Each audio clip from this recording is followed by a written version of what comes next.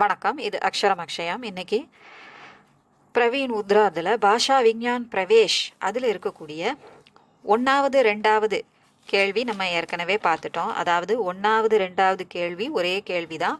அதுக்கான பதில் கேள்வி வெவ்வேறு மாதிரி இருந்தாலும் பதில் ஒன்று தான். ஸோ 1 2 அதுக்கான பதில் ஒன்று தான். இப்போ நம்ம 3வது கொஷின் நம்ம பார்க்க போகிறோம். அதனுடைய கொஷின் ஆன்சர் பார்ப்போம். வாங்க பார்க்கலாம்.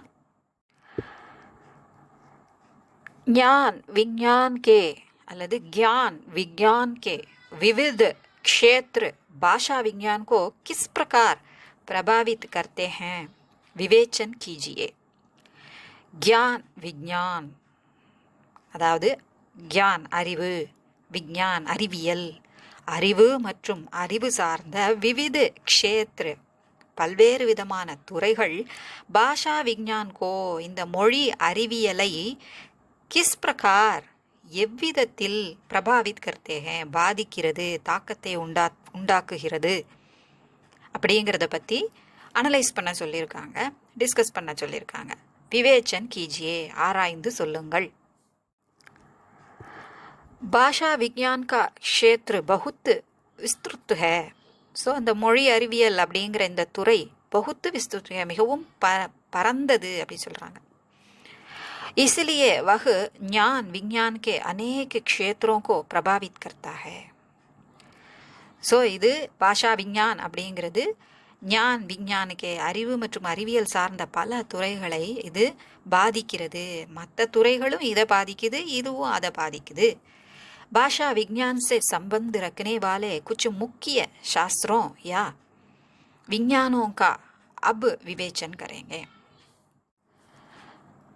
பாஷா விஞ்ஞான் சே சம்பந்த் ரக்னே வாலே அந்த மொழி அறிவியலோட சம்பந்தம் வச்சிருக்கக்கூடிய குछ முக்கிய சாஸ்திரம் யா விஞ்ஞானோ சில முக்கிய சாஸ்திரங்கள். அது ஏறக்குறைய நம்மளை பொறுத்த வரைக்கும் சாஸ்திரங்கள், இந்தியாவை பொறுத்த வரைக்கும், பாரதத்தை பொறுத்த வரைக்கும் நம்மளுடைய இலக்கியங்களே சாஸ்திரங்களாக தான் இருக்குது, சாஸ்திரங்களே இலக்கியங்களாக தான் இருக்குது. ஸோ ஒவ்வொரு இலக்கியத்திலும் நமக்கு நெறிமுறைகள், வாழ்க்கை நெறிமுறைகள் சொல்லப்பட்டிருக்கு. அதோட தொழில் முறைகளும் அதிலேயே சொல்லப்பட்டிருக்கு. ஸோ நம்ம சாஸ்திர அப்படிங்கிறது எல்லாமே அடங்குனது தான், அதிலேயே விஞ்ஞானமும் அடங்கி தான் இருக்குது. இருந்தாலும் விஞ்ஞான் அப்படிங்கிறது தனியாக இப்போது நம்ம சொல்லக்கூடிய விஞ்ஞானம் அதன் அடிப்படையில் இருந்தாலும் கொஞ்சம் வித்தியாசமாக இருக்கிறதுனால நம்ம 2 வார்த்தையும் தனித்தனியாக சொல்லிக்கிறோம். சாஸ்திர அப்படிங்கிறதுல எல்லாம் அடங்கிறது, விஞ்ஞான் அடங்கிறது. விஞ்ஞானோக்கா அப் விவேச்சன் கரேங்க. ஸோ இது ரெண்டுக்கும் உள்ள தொடர்பு, பாஷா விஞ்ஞானுக்கும்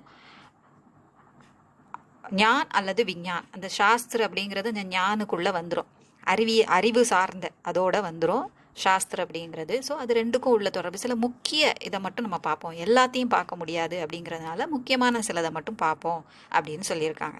அதை பற்றி நம்ம டிஸ்கஸ் பண்ணுவோம். பாஷா விஞ்ஞான் ஒரு சாகித்ய, இந்த மொழி அறிவியலும் இலக்கியமும் எப்படி ஒன்றுக்கு ஒன்று தொடர்பு வச்சுருக்குது, ஒன்றுக்கு ஒன்று பாதிப்பை ஏற்படுத்துது. பாஷா விஞ்ஞான் ஒரு சாகித்யமே கனிஷ்ட் சம்பந்த் ஹே அப்படின்னா ரொம்ப நெருக்கமான தொடர்பு இருக்குது. பாஷா விஞ்ஞான் மொழி அறிவியலுக்கும் இலக்கியத்துக்கும் மிக நெருக்கமான தொடர்பு. மொழிங்கிறதே இலக்கியம்தான் மெயினாக இல்லையா? ஒரு அறிவியலை சொல்கிறதுக்கு நம்ம மொழியை தான் உபயோகப்படுத்துகிறோம். ஸோ அப்போ மொழிங்கிறதே இலக்கியம்தான் நமக்கு உதவுது இது. सो भाषा विज्ञान संबंधी नियमों और सिद्धांतों की रचना साहित्य के आधार पर ही होती है. ஸோ ஒரு மொழி அறிவியல் அது சம்பந்தமாக நியமம் और சித்தாந்தம், ரூல்ஸ் இதெல்லாம் எப்படி அவங்க உருவாக்குறாங்க. ஒரு மொழி, இந்த மொழி இப்படி இருக்குது, இந்தந்த அமைப்பில் இருக்குது, இந்தந்த இலக்கணத்தோடு தான் இருக்குது அப்படிங்கிறத நிர்ணயிக்கிறதுக்கு, வரையறுக்கிறதுக்கு எது தான் உதவியாக இருக்குது? பழைய இலக்கியங்கள் தான். ஏற்கனவே எழுதி வச்ச இலக்கியங்கள் காலத்துக்கு எப்படி சேஞ்ச் ஆகிட்டு வருது அப்படிங்கிறத பார்க்குறத வச்சு தான் அது அமைஞ்சிருக்கு. அதனால தான் சொல்கிறாங்க சித்தாந்தோங்கி ரச்சனா சாகித்யக்கே ஆதார் பர். ஸோ அதற்கான கொள்கைகள் என்ன, நெறிமுறைகள் என்ன அப்படின்னு ரூல்ஸ், ரெகுலேஷன்ஸ் இது எல்லாத்தையும் நம்ம படைக்கிறதே பழைய இலக்கியத்தின் ஆதாரத்தில் தான் நம்ம செய்கிறோம். அதனால தான் பாஷா விஞ்ஞானும் சாகித்யமும் ஒன்றுக்கு ஒன்று நெருக்கமான தொடர்புடையது. கிசி பாஷா கே கிரமிக் விகாஸ் கா ஞான் சாகித்யோं से ही पाया जाता है. இப்போ நான் சொன்னது அதை தான் சொன்னேன் இல்லையா, கொஞ்சம் முன்னால் சொன்னது அதான். ஒரு மொழியினுடைய கிரமிக் விகாஸ், படிப்படியான வளர்ச்சி, முறையான வளர்ச்சி கா ஞான் அதனுடைய அறிவு எப்படி வளர்ந்துருக்கு அப்படிங்கிறத நாம் எப்படி தெரிஞ்சுக்கிறோம்? சாகித்யம் சேஹி பாயா ஜாத்தா ஹே, இலக்கியத்தின் மூலமாகத்தான் பெறப்படுகிறது. அது எப்படி அதனுடைய வளர்ச்சி இருந்தது அப்படின்னு. ஒவ்வொருத்தர் ஆட்சி காலத்துலேயும் அந்த மொழி எப்படி மாறிச்சு, படையெடுப்புகள் காரணமாக அந்த மொழியில் சில மாற்றங்கள் ஏற்படும். அது மட்டும் இல்லை, அங்கே ஏற்கனவே அதை கொஞ்சம் கொஞ்சமாக வளர்க்குறவங்க அதில் கொஞ்சம் கொஞ்சமாக மெருகூட்டி அதனுடைய வளர்ச்சியை கொண்டு வருவாங்க. அதெல்லாம் எதில் தான் பார்க்க முடியும்? பழைய கல்வெட்டுகள், அப்புறம் இலக்கியங்கள், அவங்க எழுதின நூல்கள், அதன் அடிப்படையில் தான், இலக்கியத்தின் அடிப்படையில் தான் இருக்குது. அதன் மூலம் தான் பெறப்படுகிறது.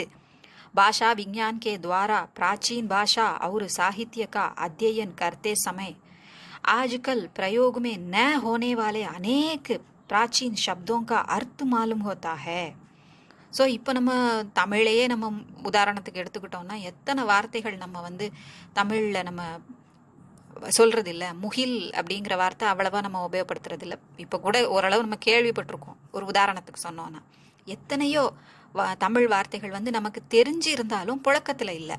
செய்யுள்ள போய் தெரியாத புது இப்போ நம்ம தமிழ் நான் படிச்சிருக்கேன், அப்படி படிச்சிருக்கேன், எப்படி படிச்சிருக்கேன்னாலும் பழைய நூல்கள், பிராச்சீன் சங்க காலத்து நூல்களை எடுத்து எல்லாருமே எல்லாத்தையும் படிச்சிட முடியாது. சில இது படிக்காமல் விடுபட்ட சில இலக்கியங்களை நம்ம வாசிக்கும் போது அதில் சில வார்த்தைக்கு பொருள் தெரியாமல் தான் இருக்கும். அப்போது இப்போ அந்த புழக்கத்தில் இல்லாமல் இருக்கிறதுனால நமக்கு அது தெரியாமல் இருக்கும். அதை தான் இதில் சொல்லியிருக்காங்க. ஸோ அதை நம்ம ஆராய்ச்சி பண்ணும்போது தான் அந்த மொழி அறிவியலையும் இலக்கியத்தையும் கனெக்ட் பண்ணி ஆராய்ச்சி பண்ணும்போது தான் நம்ம அதனுடைய அர்த்தத்தை நம்ம தெரிஞ்சுக்க முடியும். ஏன்னா ரூட் வெர்பை வச்சு அது எப்படி உருவாச்சு அந்த வார்த்தை அப்படிங்கிறத வச்சு அதனுடைய அர்த்தத்தை தெரிஞ்சுக்குவாங்க. இவ்வளோ விஷயம் அதில் இருக்குது. வைதிக் சாகித்ய அகர் உபலப்து ந ஹோதா தோ प्रागैतिहासिक काल की आर्य भाषा अदावद संस्कृत के बारे में कुछ भी पता नहीं चलता. ஸோ வைதிக் சாகித்ய இந்த சம்ஸ்கிருதத்தில் இருக்கக்கூடிய வைதிக இலக்கியம், வேத காலத்து இலக்கியம் தான் வைதிக் சாகித்ய. அது அகர் உபலப்து ந ஹோத்தா தோ, உபலப்துன்னா இப்போ நமக்கு கிடைக்கிறது, நமக்கு அவைலபிளாக இல்லை அப்படின்னா அந்த பிராகைதிகாசிக், அதாவது முன்னால் இருக்கக்கூடிய இதிகாசிக், அதான் ஐதிகாசிக்னு கொடுத்துருக்கு. அந்த காலத்தில் முற்காலத்தில் இருந்த பழங்காலத்தில் இருந்த இதிகாசிக் கால்கி ஆரிய பாஷா, அந்த காலத்தில் இருந்த ஆரிய பாஷாவான சம்ஸ்கிருதம், அதை பற்றி பாரேமே குச்பி பத்தான செல்தா, நமக்கு ஒன்று கூட தெரிஞ்சிருக்காது அப்படின்னு சொல்கிறாங்க.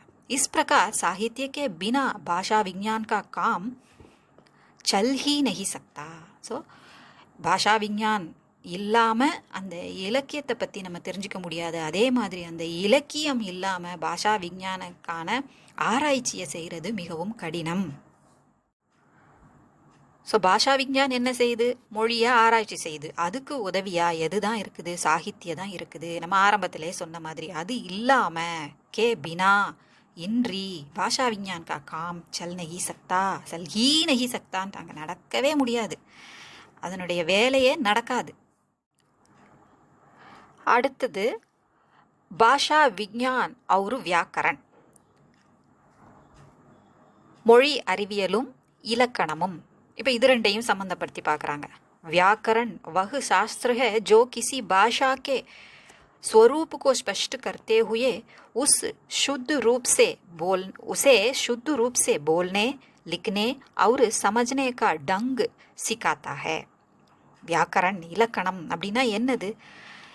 அது எப்படிப்பட்ட ஒரு சாஸ்திரம், எப்படிப்பட்ட ஒரு நெறிமுறை, எப்படிப்பட்ட ஒரு வழிமுறை அப்படின்னா அது ஒரு இலக்கியம்னே எடுத்துக்கலாம். இலக்கியம் அப்படின்னா ஜோ கிசி பாஷா கே ஸ்வரூப் கோ ஸ்பஷ்ட் கர்த்தே ஹுயே, அது ஒரு மொழியினுடைய ஸ்வரூப், அதனுடைய வடிவம், அதனுடைய அமைப்பு எப்படி அப்படிங்கிறத ஸ்பஷ்ட் கர்த்தே ஹுயே நமக்கு விளக்குவதோடு उसे शुद्ध रूप से बोलने, लिखने और समझने का ढंग सिखाता है. அதை இந்த வியாக்கரன்னா இந்த மொழியினுடைய அமைப்பு இதுதான், இது இப்படி தான் இருக்கும்னு சொல்கிறது மட்டும் இல்லாமல் அதை எப்படி சுத்த ரூப் சே, சுத்தமான முறையில், சரியான முறையில், தூய்மையான முறையில், போல்னே பேச, லிக்குனே எழுத, அவர் சமஜ்னே புரிந்து கொள்ள வேண்டிய முறையை நமக்கு சிக்காத்தாக சொல்லித் தருகிறது. டங் அப்படின்னா முறை.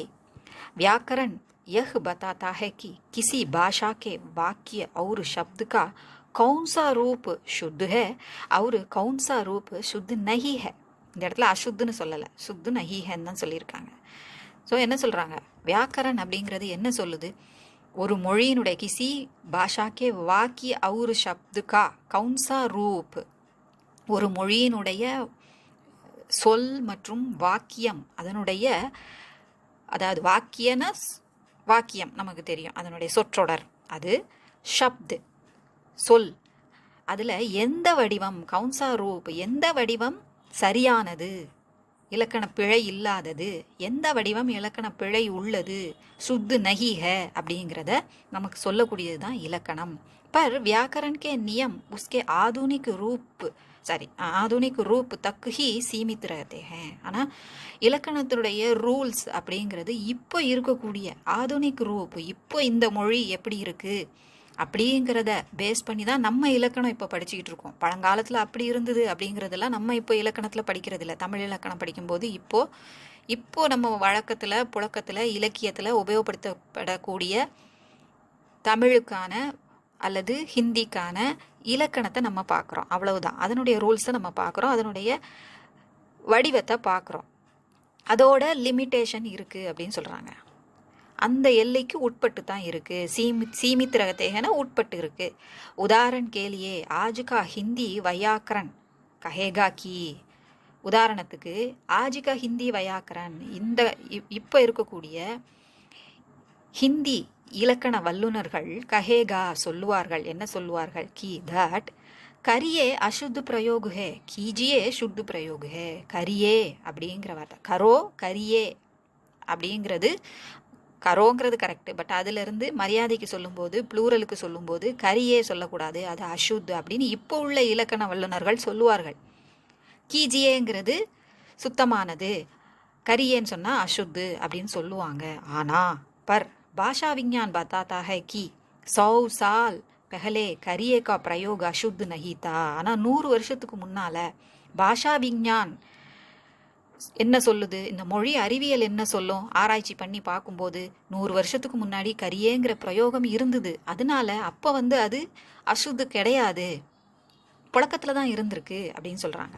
ஆஜ் பி போல்சால்மே இஸ்கா பிரயோக் கியா ஜாத்தா ஹே. ஆனால் பேச்சு வழக்கில் இப்போவும் சொல்லிக்கிட்டு தான் இருக்காங்க, சினிமா பாடல்களில் கூட சில இடங்களில் வந்திருக்கு, கரியேனா வாதா கிசி சே கரியேனா அப்படின்னு கூட வந்திருக்கு.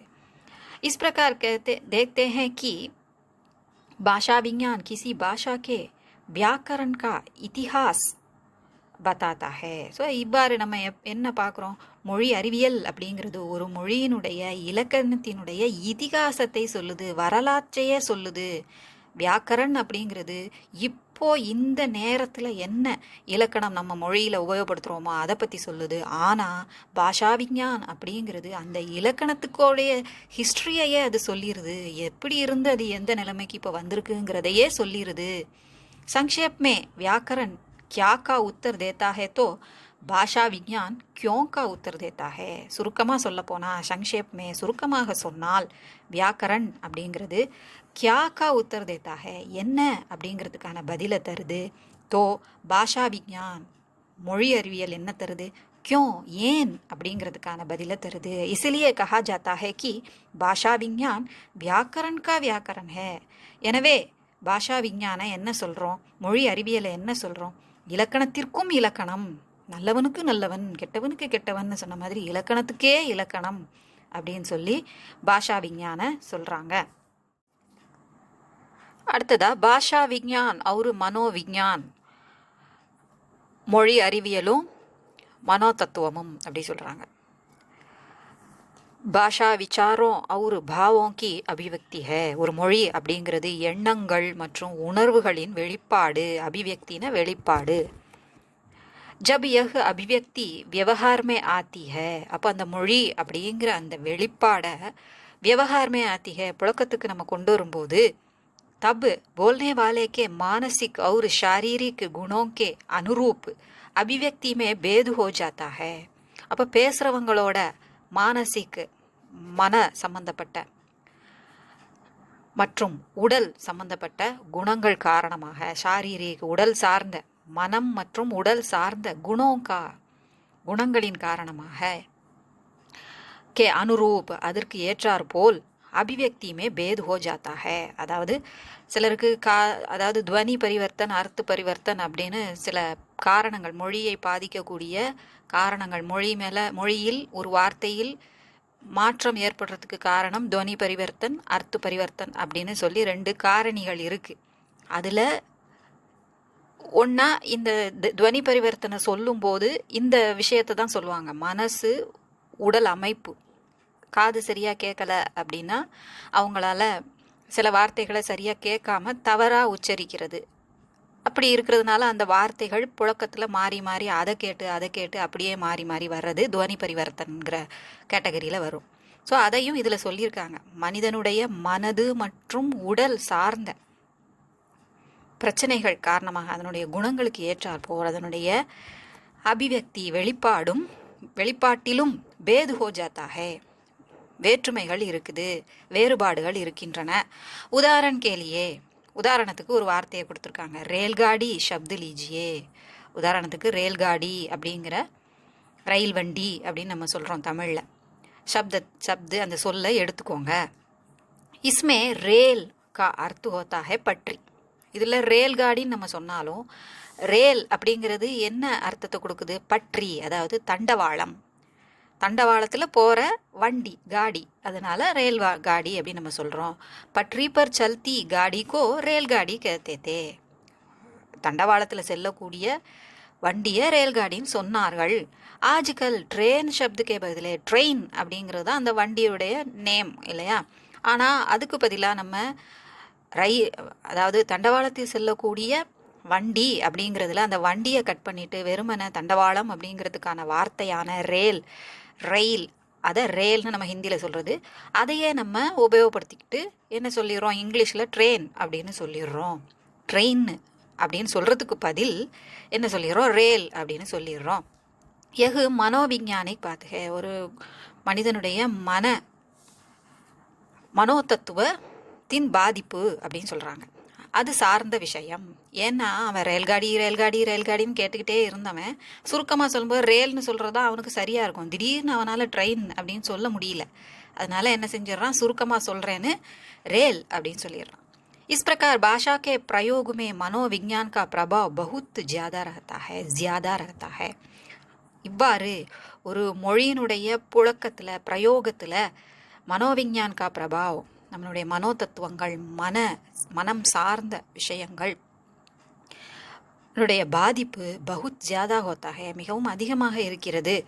அசிக்ஷித் வியக்தி கா ஆர்ட் காலேஜுக்கோ, ஆர்ட் அப்படின்னு இருக்கிறத ஆர்ட் காலேஜுக்கோ, ஆர்ட் காலேஜ் 8 அப்படிங்கிற அர்த்தத்தில் ஆர்ட் காலேஜ் கஹனா, அதாவது கல்வி அறிவில்லாத அசிக்ஷித், கல்வி அறிவற்ற கற்காத ஒரு மனிதன் ஆர்ட் காலேஜ் அப்படிங்கிற இங்கிலீஷ் வார்த்தையை காதால் கேட்கும்போது நம்ம ஆர்ட்டுன்னு நம்ம சொல்கிறதில்ல, ஆர்ட் அப்படிங்கிறோம். ஆனால் 6 சைலண்ட்டாக சொல்லி நம்ம சொல்கிறோம். அவன் என்ன புரிஞ்சுக்கிட்டான்? 8 அப்படிங்கிற மாதிரி அர்த்தத்தில் ஆர்ட் காலேஜ் அப்படின்னு சொல்கிறது. அப்புறம் லைப்ரரி கோ ராயப்ரேலி, எனக்கு தான் அது கஷ்டமாக இருக்குது சொல்கிறதுக்கு. ராயப்ரேலி அப்படின்னு அதை அந்த ஸ்பெல்லிங்கை இங்கேயும் அங்கேயும் போட்டு அவன் காதில் என்ன விழுந்ததோ அதை சொல்கிறான் இல்லையா? அவன் இந்த ஸ்பெல்லிங் தெரியாமல் அவங்க காதில் கேட்டதை வச்சு சொல்லும்போது இந்த மாதிரி தான் வரும். நம்ம கூட தாய்மொழி வீட்டில் ஒன்றும் வெளியில் வேறு ஒரு மாநிலத்துலேயும் இருக்கும்போது நம்ம வேறு மாநிலத்தில் உள்ள மொழியை நம்ம கற்றுக்கிட்டு இருந்தோம் அப்படின்னா தாய்மொழியை பெற்றோர்கள் சொல்கிறத கேட்டு தான் நம்ம பேசுவோம். அப்படி பேசும்போது நிறைய நம்ம தாய்மொழியில் அந்த எழுத்துக்களை மாற்றி நம்ம உச்சரிக்கிறது உண்டு. காதில் என்ன விழுந்ததோ அதை வச்சு குழந்தைங்க அந்த தாய்மொழியையே மாற்றிடும். அந்த மாதிரி தான் இதையும் சொல்கிறாங்க.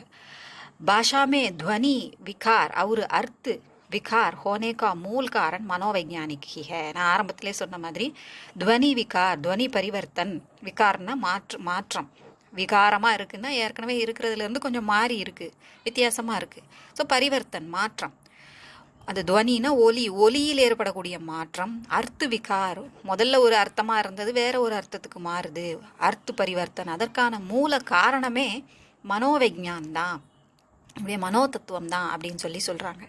इसलिए भाषा विज्ञान और मनोविज्ञान का संबंध घनिष्ठ रहता है. எனவே தான் இவை இரண்டின், மொழி அறிவியல் மற்றும் மன அறிவியல், இதனுடைய சம்பந்தம் ரொம்ப கனிஷ்ட், நெருக்கமாக இருக்குது அப்படின்னு சொல்கிறாங்க. அடுத்ததா பாஷா விஞ்ஞான் और மானவ விஞ்ஞான், மனித அறிவியல். மொழி அறிவியலும் மனித அறிவியலும், ஹியூமன் சயின்ஸ், இதுக்கும் உள்ள தொடர்பு என்ன? मानव विज्ञान वह शास्त्र है जिसमें मानव की प्रारंभिक अवस्था से लेकर वर्तमान सभ्य अवस्था तक के विकास का विवेचन करता है. ஸோ ஹியூமன் சயின்ஸ்னா என்னது அப்படிங்கிறத முதல்ல சொல்கிறாங்க. அது எப்படிப்பட்ட சயின்ஸ்? சாஸ்திர சயின்ஸ்னு சொல்லிக்கலாம், சாகித்யம்னு சொல்லிக்கலாம், ரெண்டும் ஒன்றா சேர்ந்தது தான் சாஸ்திர. ஸோ ஜிஸ்மே மானவ் கி பிராரம்பிக் அவஸ்தா, ஆரம்ப காலத்தில் ஒரு மனிதன், மானவனா மனிதன் எப்படி இருந்தான் அப்படிங்கிறதுல இருந்து, லேக்கர் அதில் இருந்து, வர்த்தமான் சப்பிய அவஸ்தா தக்கு, தற்கால நாகரீக வளர்ச்சி அடைந்த இந்த அவஸ்தா நிலை வரைக்கும் உள்ள விகாசுக்கா விவேச்சனங்கிறதாக, அதனுடைய வளர்ச்சி எப்படி இருந்தது, பரிணாம வளர்ச்சின்னு சொல்கிறோம் இல்லையா, அதை பற்றி அது ஆராய்ந்து சொல்லுது. मनुष्य के दो पहलू हैं, மனிதனுக்கு இரு பக்கங்கள் இருக்கின்றன. ஏக்கு பிரகிருதி और दूसरा सांस्कृतिक.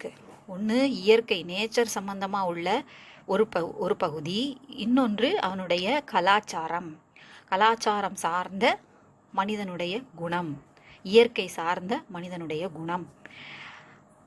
राग, द्वेष, आहार, निद्रा, भय आदि प्राकृतिक பெஹலு ஹே. ராக் அப்படின்னா அன்பு செலுத்துது, துவேஷ்னா பகைமை, நட்பு பகை அப்படிங்கிற அந்த குணம், ஆஹார் உணவு, நித்ரா உண்ணுதல் அப்படி சொல்கிறோம்ல,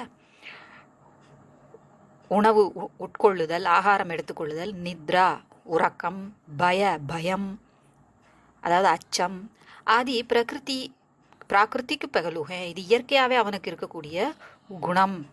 ज्ञान, विज्ञान, कला, रीति रिवाज, சாசன் வியவஸ்தா ஆதி சாஸ்கிருதிக் பகலு ஹே. ஸோ இயற்கையாக அவனுடைய மனதில் ஏற்படக்கூடிய குணங்கள் என்ன, அவனுடைய வாழ்க்கை முறை என்ன. ஒரு மனிதன் அப்படின்னா அவன் சாப்பிடணும், தூங்கணும், இதெல்லாம் நேச்சராக இருக்கக்கூடிய எல்லா மனிதனுக்கும் பொதுவானது. ஞான், விஞ்ஞான், கலா, அறிவு, அறிவியல், கலை, ரீதி ரிவாஜ், பழக்க வழக்கங்கள், அப்புறம் சாசன் வியவஸ்தா, ஆட்சி அமைப்பு, இது எல்லாம் சாஸ்கிருதிக் கலாச்சாரம் சார்ந்த பக்கம். ஸோ அவன் அந்த பகுதியில் அவன் எப்படி இருப்பான், இயல்பா அவனுக்கு இருக்கக்கூடிய குணங்கள் வழக்கங்கள் என்ன அப்படிங்கிறத ரெண்டு பக்கங்கள்னு இதில் காமிச்சிருக்காங்க. समाज और संस्कृति के विकास के साथ साथ भाषा का भी विकास होता है. ஸோ சமுதாயம் மற்றும் சம்ஸ்கிருதி கலாச்சாரம் அதனுடைய வளர்ச்சியினுடன் சேர்ந்தே அதனுடன் சேர்ந்தே தான் பாஷா கா பி விகாஸ் ஹோத்தா ஹே, மொழியின் வளர்ச்சியும் நடக்கிறது. பாஷா விஞ்ஞான் கி சகாயதா சே கிசி प्राचीन या नवीन समाज की बातचीत, रहन सहन आदि का विवेचन होता है. அதாவது இந்த மொழி அறிவியலின் உதவியாலேயே, சகாயதாசே கிசி பிராச்சீன் யா நவீன் சமாஜ்கி, எந்த ஒரு மொழியினே எடுத்துக்கலாம், பாத்சீத் ஒருவருடைய பிராச்சீன் பழங்கால மற்றும் நவீன் இந்த தற்கால புதிய சமாஜிக்கு சமுதாயத்தின் பாத்சீத், அவங்களுடைய உரையாடல்கள் எப்படி இருந்தது, பேச்சு வழக்கு எப்படி இருந்தது, ரஹன் சஹன் வாழ்க்கை முறை, ஆதிக்கா விவேச்சன் ஹோத்தாக. ஸோ இதையெல்லாம் செய்கிறதுக்கு எது உதவுது, பாஷா விஞ்ஞான் தான் உதவுது அப்படின்னு சொல்கிறாங்க. இதெல்லாம் ஆராய்ச்சி செய்கிறது, அவங்களுடைய பேச்சு வழக்கு எப்படி இருந்தது, அதுக்கப்புறம் வாழ்க்கை முறை எப்படி இருந்தது அப்படிங்கிறதெல்லாம் ஆராய்ச்சி செய்யுது, இது ஆய்ந்து சொல்லுது.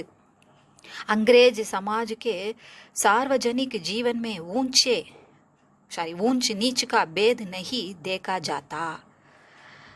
अंग्रेज समाज के सार्वजनिक जीवन में, ஆங்கிலேய சமுதாயத்தினுடைய சார்வஜனிக் பொதுமக்களினுடைய வாழ்க்கையில், காமன் லைஃப்பில் ஊஞ்ச் நீச் கா பேது நஹி தேக்கா ஜாத்தா, உயர்வு தாழ்வு அப்படிங்கிறதுக்கான வேற்றுமை பார்க்கப்படாது. इसलिए यू शब्द का प्रयोग बड़ों के लिए और छोटे के लिए भी प्रयुक्त होता है. அதனால தான் யூ, அதாவது நீங்கள் ரெண்டுக்குமே யூ தான் நம்ம உபயோகப்படுத்துகிறோம் இல்லையா, அந்த சொல் படோं के लिए பெரியவர்களுக்கும், சோட்டோं के लिए சிறியவர்களுக்கும் பிரயுக்து होता है, பொருத்தமானதாக அதை உபயோகப்படுத்துகிறாங்க. பரந்து ஆனால் भारत की अधिकांश भाषाओं में इस यू शब्द के लिए तू, तुम, आप जैसे रूपों का प्रयोग होता है.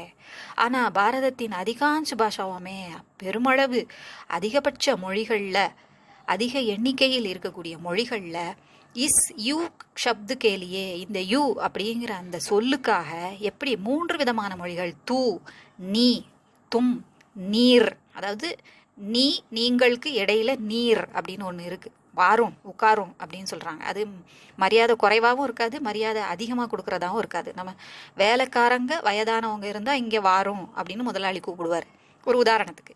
ஸோ ஆப், தாங்கள், நீங்கள், ஜெய்சே ரூபோங்கா பிரயோகத்தாக, எப்படிப்பட்ட வடிவங்களில் உபயோகம் இருக்கிறது, பிரயோகம் இருக்கிறது. ஜின்சே நியூனதா, சமதா और ஆதர் दिखाया जाता है. ஜின்சே எதன் மூலமாக, நியூனதா அவங்க தாழ்ச்சி, அவங்க தூ அப்படிங்கிறது ஒருவரை விட எவ்வளோ தாழ்ந்து இருக்காங்களோ அவங்கள நீ அப்படின்னு நம்ம சொல்கிறோம்.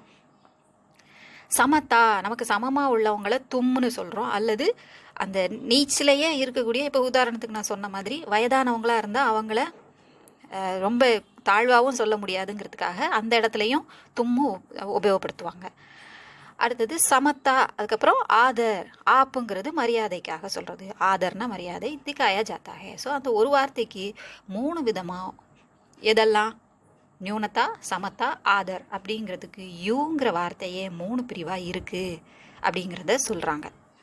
ஸோ மனித அறிவியல் அப்படிங்கிறது பாஷா விஞ்ஞான், மொழி அறிவியலில் எப்படி தாக்கத்தை ஏற்படுத்துது, ஒன்றுக்கொன்று எவ்வளவு தொடர்பு இருக்குங்கிறத இதில் சொல்லியிருக்காங்க. அடுத்ததா பாஷா விஞ்ஞான் ஒரு ராஜநீதி, அரசியலை சொல்கிறாங்க. பாஷா விஞ்ஞான் அரசியல் காரணமாக, அரசியல் அமைப்பு காரணமாக அதில் ஏற்படக்கூடிய, ஒரு மொழியில் ஏற்படக்கூடிய மாற்றம் என்ன, ஒன்றுக்கொன்று என்ன தொடர்பு இருக்குது. ஜப் கபி ராஜநைத்திக் பரிவர்த்தன் ஹோத்தா ஹே. ஸோ எப்போவாது எப்போதாவது நம்மளுடைய அரசியல் அமைப்பில் மாற்றம் ஏற்படும் போது, பரிவர்த்தன் மாற்றம் ஏற்படுகிறதோ, தப் அப்பொழுது உஸ்கா பிரபா பாஷா பர் அவசியப்படுத்தாக. கண்டிப்பாக அந்த அரசியல் மாற்றம் வரும்போது, ஆட்சி மாற்றம் வரும்போது கண்டிப்பாக அதில் பாதிப்பு ஏற்படும். இவங்க சொல்கிறது எதை பற்றி சொல்கிறாங்கன்னா, முசல்மானோக்கே ஆகமன் சே அரபி ஃபார்சி கா பிரபாவ் தற்காலின் பாஷா பர் படா. இவங்க சொல்கிறது அந்த மாதிரி பெரிய ஆட்சி, இப்போ இருக்கக்கூடிய கட்சியினுடைய ஆட்சி மாற்றத்தை அவங்க சொல்லலை. அவங்க சொல்கிறது வேறொருத்தர் படையெடுத்து நம்மளை அடிமையாக்கி நம்மளை ஆட்சி செஞ்சப்போ இருந்த மாற்றத்தை இதில் சொல்கிறாங்க. முஸ்லீம்களின் முசல்மான் அவங்க வந்தபோது, ஆகமன்சே அவங்களுடைய வருகையினால் அரபி ஃபார்சிங்கிற மொழியினுடைய தாக்கம் தற்காலின் அப்படின்னா அவங்க ஆட்சியில் இருந்த அந்த மொழியில் பாதிப்பை ஏற்படுத்துச்சு. பாஷா பர் படா. இசி பிரகார் அதே மாதிரி அதுக்கப்புறம் வந்த ஆங்கிலேயர்களுக்கே ஆகமன்சே ஆங்கிலேயர்களின் வருகையினால் கத்திய சைலிகா விகாஸ் ஹுவா. அதாவது உரைநடை அப்படிங்கிறது வளர்ச்சி அடைஞ்சது. அது வரைக்கும் நம்ம இதில் செய்யுள் நடையில் தான் நிறைய இருந்தது. ஆனால் சம்ஸ்கிருதத்தில் காதம்பரி அப்படிங்கிறது உரைநடை வடிவம் தான் அப்படின்னு சொல்லுவாங்க. மற்றபடி நம்ம இதில் எல்லாமே செய்யுள் நடையில் தான். கம்பராமாயணம் எது எடுத்துக்கிட்டாலும் பாருங்கள், சிலப்பதிகாரம் எது எடுத்துக்கிட்டாலும், அது கதையை சொன்னாலும் அது எல்லாமே நம்ம செய்யுள் நடையில் இருந்தது, பத்திய நடையில் இருந்தது. அவங்க வந்த பிறகுதான் அந்த ப்ரோஸ் அப்படிங்கிறது, அந்த ஸ்டைல், கத்திய சைலி, அந்த ஸ்டைலு நமக்கு வந்தது அப்படின்னு சொல்கிறாங்க. அதனுடைய விகாஸ் ஹுவா, வளர்ச்சி அடைஞ்சது. அது ஒரு வகையில் நல்லது தான், ஒன்றும் பிரச்சனை இல்லை.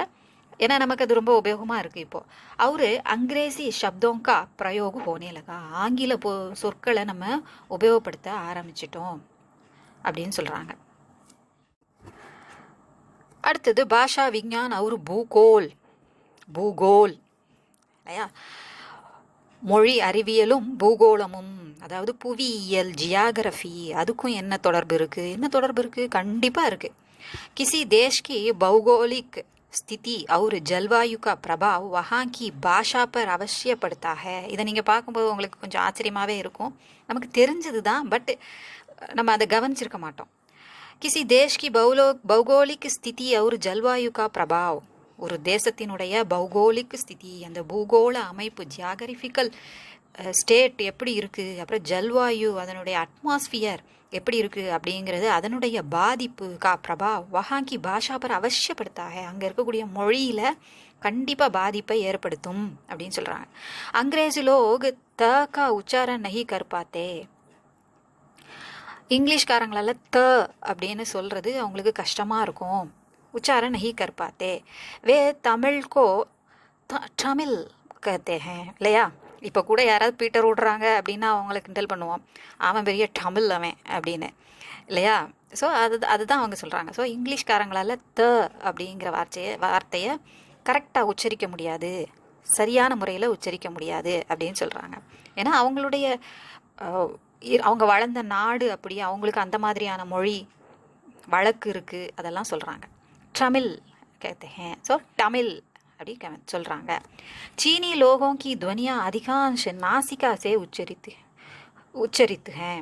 சைனாவில் வசிக்கிறவங்களுடைய துவனி, அவங்களுடைய சொற்களினுடைய உச்சரிப்பு, சவுண்டு எல்லாமே, ஒலி எல்லாமே எப்படி இருக்கான், அதிகமாக மூக்கால, நாசிக்கா சே மூக்கால நைன்னு தான் அவங்க சொல்கிறாங்களே, ஹியாங் ஷியாங் அப்படி தான் சொல்கிறாங்க இல்லையா?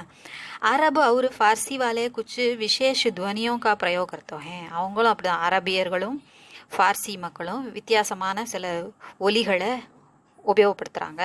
इसका कारण उनकी भौगोलिक स्थिति या जलवायु ही होता है. இதில் இன்னும் கொஞ்சம் நம்ம எக்ஸ்ட்ரா ஆட் பண்ணி சொல்லலாம் அப்படின்னா, இப்போ வந்து மலை பிரதேசத்தில் இருக்கிறவங்க வந்து சில வார்த்தைகளை, ஒரே வார்த்தையை நம்ம எடுத்துக்கிட்டோன்னா அங்கே உள்ளவங்க வேறு மாதிரி உச்சரிப்பாங்க. நல்ல வெப்பமான பகுதியில் இருக்கிறவங்க நல்லா தெளிவாக உச்சரிக்க முடியும். ஆனால் மலை பிரதேசம், குளிர் பிரதேசத்தில் அந்த பனியில் நடுங்கிக்கிட்டே இருக்கிற மாதிரி அவங்களுடைய உச்சரிப்பு இருக்கும். ஸோ அவங்களால சில வார்த்தைகளை ஒழுங்காக உச்சரிக்க முடியாது, குளிர் பிரதேசங்களில் வசிக்கிறவங்களுக்கு அப்படின்னு சொல்கிறாங்க. ஸோ மித வெப்பமான பகுதியில் இருக்கக்கூடிய மக்களால் நல்ல ஒரு மொழியை உச்சரிக்க முடியும். ஸோ இந்த மாதிரி இது எக்ஸ்ட்ராவாக நம்ம சொல்லிக்கிறது. இதில் சுருக்கமாக கொடுத்துருக்காங்க, நம்ம படித்தோம்னா தெரியும். இது விலாவரியாக நம்ம படிக்கும்போது இந்த விஷயங்கள்லாம் நம்ம படிப்போம். பாஷா விஞ்ஞான் और समाज शास्त्र, समूह அறிவியல், सोशल साइंस, அதை சொல்கிறாங்க. समाज के विचारों का संचित कोश वहाँ के साहित्य हैं. ஸோ ஒரு சமுதாயத்தினுடைய ஒவ்வொரு காலகட்டத்திலும் இருந்த சமுதாயம் எப்படி இருந்தது, அவங்களுடைய விசார், எண்ணங்கள் எப்படி இருந்தது, கருத்துக்கள் எப்படி இருந்தது அப்படிங்கிறதுனுடைய சஞ்சித் கோஷ், தொகுக்கப்பட்ட தொகுப்பு, கோஷ்னு தொகுப்பு, சஞ்சித் கோஷ் கலெக்ட் பண்ணி தொகுக்கப்பட்ட, இந்த ரெண்டுக்கும் சேர்த்தே சொல்லலாம், இணைத்து தொகுக்கப்பட்ட அந்த தொகுப்பு அப்படிங்கிறது வஹாங்கே சாகித்ய ஹே. ஸோ நம்மளால் பாதுகாக்கப்பட்டு வந்த இலக்கியங்கள் தான் அந்தந்த சமுதாயத்தினுடைய எண்ண ஓட்டங்கள் எப்படி இருந்தது, கருத்துக்கள் எப்படி இருந்தது அப்படிங்கிறத சொல்லக்கூடிய ஒரு டிக்ஷனரி மாதிரி இருந்தது, என்சைக்ளோபீடியா மாதிரி இருந்தது அப்படின்னு சொல்கிறாங்க, இருக்குது அப்படிங்கிறத சொல்கிறாங்க. समय पर समाज में होने वाले परिवर्तनों का प्रभाव उस समय के साहित्य पर अवश्य पड़ता है. அது உண்மைதானே, நமக்கு தெரிஞ்சது தான் இல்லையா? ஸோ சமய ஒவ்வொரு சமயத்தில் அந்தந்த காலத்தில் சமாஜ்மே ஹோனே வாலே பரிவர்த்தனோங்கா பிரபாவ், அந்த சமுதாயத்தில் ஏற்படக்கூடிய மாற்றங்களினுடைய தாக்கம், பிரபாவ் அப்படின்னா தாக்கம், உஸ் சமயக்கே சாகித்யப்பர், அந்த சமயத்தில் அவங்க இயற்றுறாங்க அப்படின்னா, ஒரு இலக்கியத்தை படைக்கிறாங்கன்னா அந்த சுச்சுவேஷனில் உள்ளது தானே படைப்பாங்க இல்லையா? இனிமே வரப்போகிறத சொல்கிற இது இருக்காது, அதோ அந்த பாதிப்போடு தான் அது இருக்கும் அப்படிங்கிறத சொல்கிறாங்க. इस प्रकार समाज शास्त्रों के अध्ययन से किसी भाषा के इतिहास को समझना सरल हो जाता है. ஸோ சோஷியல் சயின்ஸ் அதை நம்ம படிக்கும்போது ஒரு பாஷா விஞ்ஞானுக்கு தேவையான எல்லா மெட்டீரியல்ஸும் அதிலிருந்து கிடைக்கும், எல்லா சோர்ஸும் அதிலிருந்து கிடைக்கும், இது ஒரு சோர்ஸாக செயல்படுது அப்படின்னு சொல்கிறாங்க. ஸோ அந்த சாஸ்திரங்களை படிக்கும்போது, சோஷியல் சயின்ஸை படிக்கும்போது, கிசி பாஷாக்கே இத்திஹாஸ், ஒரு மொழியினுடைய ஹிஸ்ட்ரி நம்ம தெரிஞ்சுக்க முடியும், புரிஞ்சிக்க முடியும், சரல் ஹோ ஜாத்தா ஹே, எளிமையாயிரும் அப்படின்னு சொல்கிறாங்க.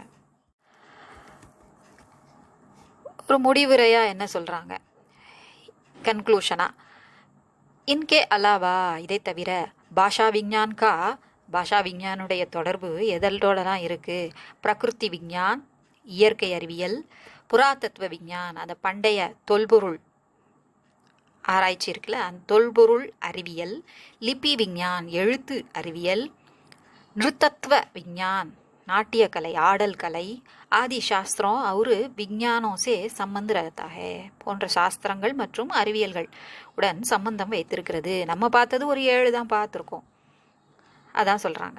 ஸோ இதுவும் இருக்குது, பட்டு इससे मालूम होता है कि भाषा विज्ञान का क्षेत्र बहुत विशाल है.